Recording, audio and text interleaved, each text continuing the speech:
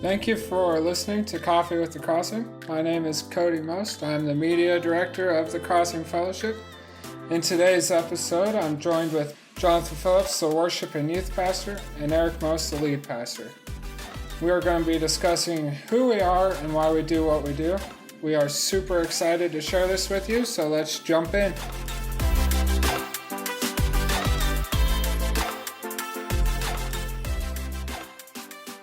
We're going to do some questions from the cup again. And he reads them before he pulls them out. Yeah, that doesn't seem right. Yeah. To Eric, where is your favorite place on earth?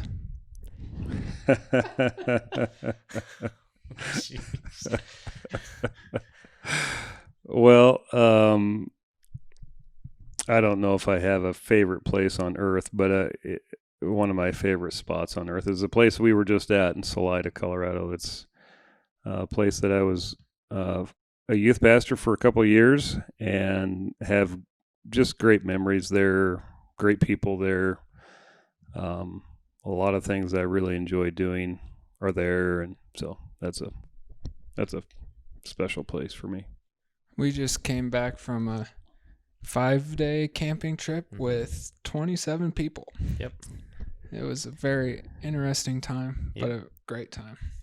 And it took me 3 years, but finally going back to where Eric started as a youth pastor, I finally earned his approval by hiking and cliff jumping. So it took me a little while, but I got there.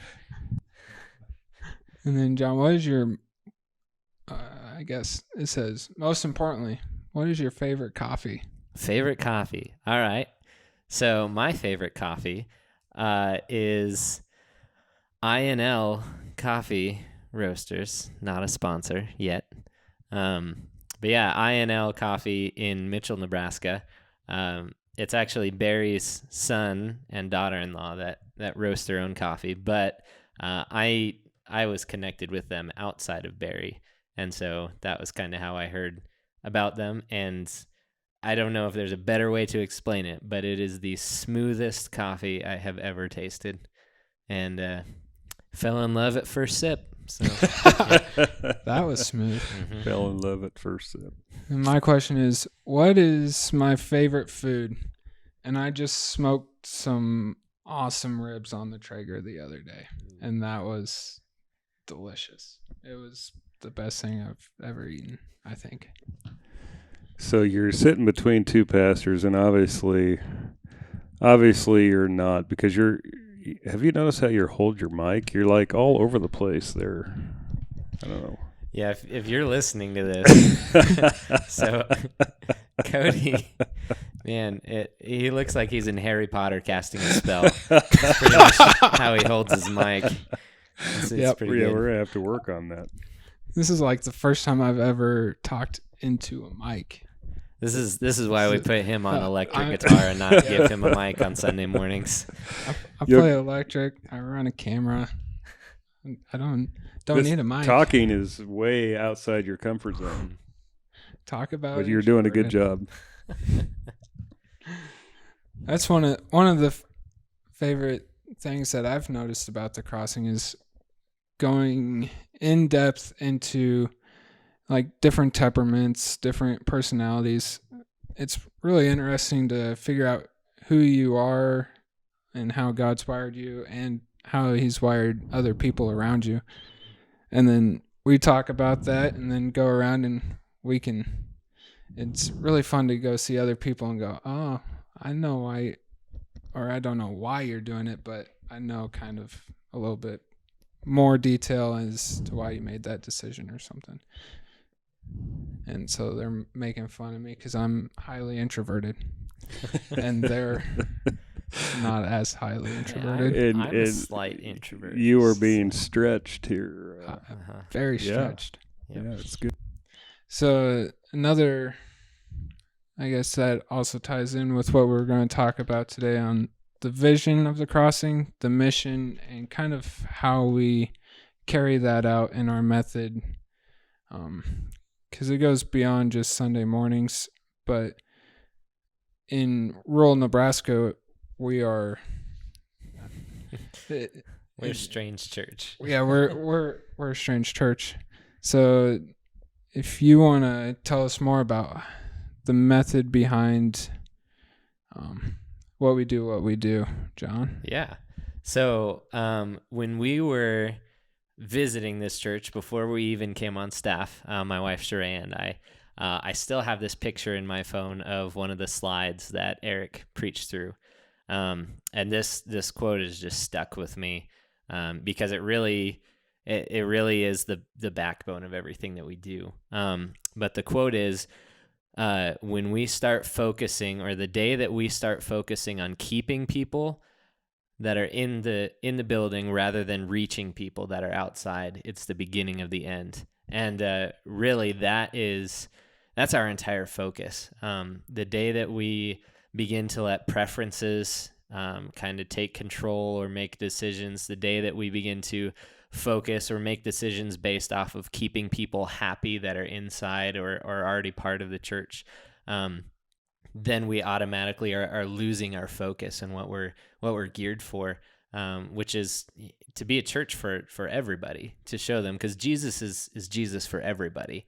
And so we want to be a church that represents that and definitely takes the love of Jesus outside of the four walls of a building and takes it to a community and to a group of people that, other than us, they're never going to get a picture of Jesus. They're never going to step foot in a church building or anything like that. So we do, or we try to do a good job of being a church for those that would not consider themselves religious or would not consider themselves as part of any church.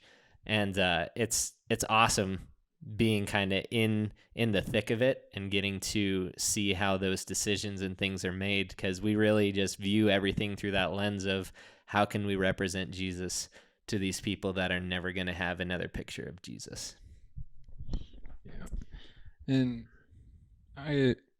if you know who we are and stuff, a lot of what we've been talking about is that the next generation is worth everything to us. And if you haven't noticed or anything, I can say this because I'm not a pastor, but I have seen the pastors, and they have sacrificed everything for the next generation. And it's really cool to see that they're not just preaching it, hey, we need to do this, hey, we need to do that, but they're actually out there living it and fulfilling what they're preaching to. And then to Eric, you went in a little bit on our last podcast, which if you haven't listened to, I encourage you to go listen to. But the vision of the crossing, you've been here almost like 13 years. 13 years now. And how has the vision came to life in those last 12 years? Yeah, so when we first started, we had no idea what in the world we were doing. We still have no idea what we're doing. Yeah, that's we all of us came from, in some ways, pretty dysfunctional, or had been a part of dysfunctional church experiences or backgrounds. And so when we started the church, it was like, okay, and I'll never forget this. One of the guys, the older fella that invited us over into his living room, and he's like, guys, what do you think about starting a new church? And he's like, but if we're gonna do it, we're gonna do it right. And I was in that meeting, and I'm thinking in the back of my mind, I am all for that. What does right look like? Because none of us had experienced it. None of us. All we knew is what we had experienced shouldn't be, and it didn't seem like it reflected the heart of Jesus very well, and it didn't represent him very well, and so we honestly, it was a process of kind of fleshing out who is it that we want to be and what kind of a church do we want to be. And, honestly, when we ran into North Point, we had already kind of established some of the things that we wanted to be. And when we ran into North Point, it was like someone had stole our stuff. I mean, it was so strange. It was just hand in glove of where we wanted to go. But here was a church who 15 years earlier had gone through what we were currently going through and had kind of fleshed all of that out and kind of put words around it and then leadership concepts around it. And so it was just so much more helpful. And so I would say it took, probably 3 years before we really established this is our vision and really kind of understanding the why behind the what of that vision, and how it has fleshed itself out. When you're just a church for church people, and sometimes in Christian bubbles, especially pastors, we don't interact with people who are outside the church very much. And so honestly, you begin making decisions on assumptions that are completely false. And as an example of that, you preach like everyone understands and knows the Bible. That's a terrible assumption. Because in our situation, the majority of the people don't have any idea anything about the Bible. And so that's just like one example where it changes. When you start going down that path, it really starts changing everything of how you begin to do things, and start examining some of these assumptions that we have that are just not right. That's a whole nother podcast, would be talking about assumptions that we act on that aren't actually true. But so the vision has always been to see people meet, follow, and love Jesus. We've tried to make it portable so that people could grab a hold of it. That's our version of Matthew 28, the Great Commission. And honestly, it's been it's been a great joy to be a part of. That was going to be my pop quiz. What was the vision statement of the crossing?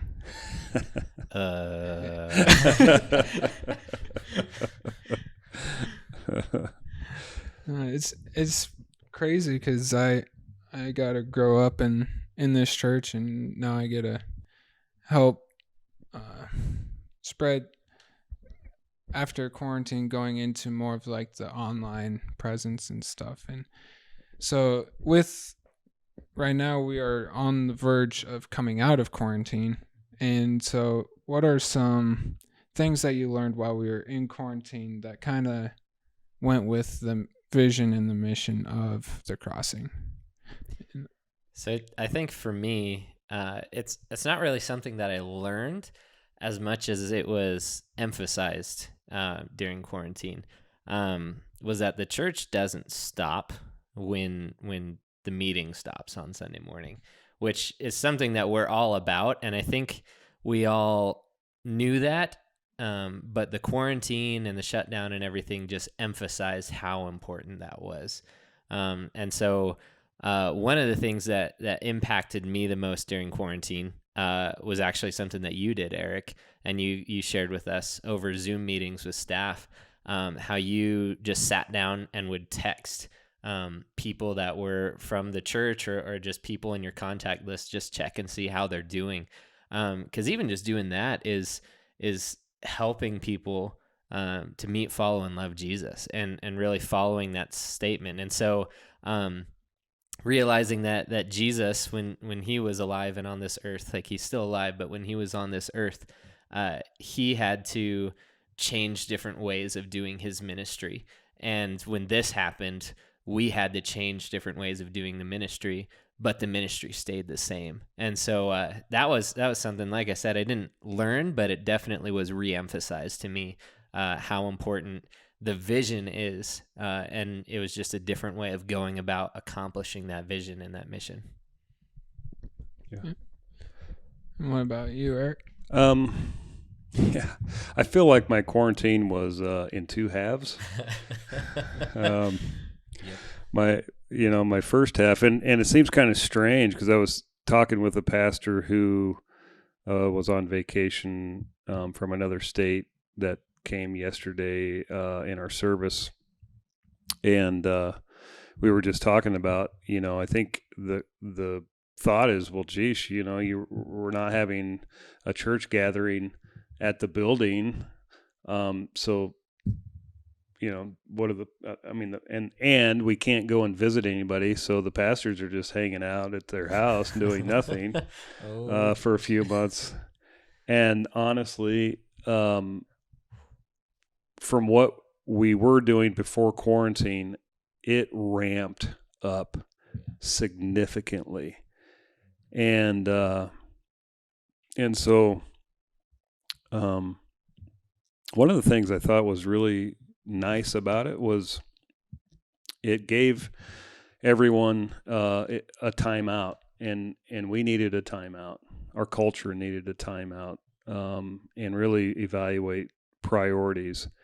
I think we're far enough down the road right now, though, where we will see whether those priorities will stick or not. But being really personal towards people. The second half of my quarantine, I did not do what I was actually preaching that people should do. But there are times when you have to put it in overdrive, knowing there's an end to this, and when the end comes, you're going to create that margin that was lost. Because we were preaching a lot about creating margin. But many people didn't know. I mean, we had a live stream all along, but I wouldn't call it a live stream. But we didn't necessarily want people to watch it or listen. They weren't, and so, because it was, from an equipment standpoint, we couldn't make it very good. It was just kind of a convenience thing, and it was on our list to fix, but it wasn't on our list. It wasn't the next thing on the list. The end of the priority list, yeah. And so, we were recording everything on a Thursday, and then thank God we had Japhili to. That's Jonathan, my phrase for Jonathan, by the way, in case you're wondering. But Japhili was, he would edit everything from Thursday to Sunday morning and get it put out, and we were killing him trying to get all of that done. And then I'm sitting there as a visionary thinking down the road, okay, guys, we're looking at like we have maybe a month and a half before we're live again, and we cannot do live what we are currently doing from an editing standpoint. And so we made a huge decision to purchase the equipment and the lights and everything that would be necessary to make our live stream as good as what the edited part was, where we had 3 days to turn around and edit everything. Which not just the editing. If you guys haven't seen, there's a picture on our Facebook that it was a picture of what our auditorium looked like during the quarantine. And we had these huge lights set up in the middle of everything. We had no chairs. We had about 2 different ladders with phones duct taped to them, like all these different things. So it wasn't just a matter of we can't do this from a personnel standpoint. It was, we can't do this from an equipment standpoint either. Yeah, it'd be a little strange having the ladders in the auditorium with everybody in there with the phones duct taped to it. But so the second half of my quarantine was like, I moved kind of out of ministry mode, and I have a construction background, and I moved into construction mode.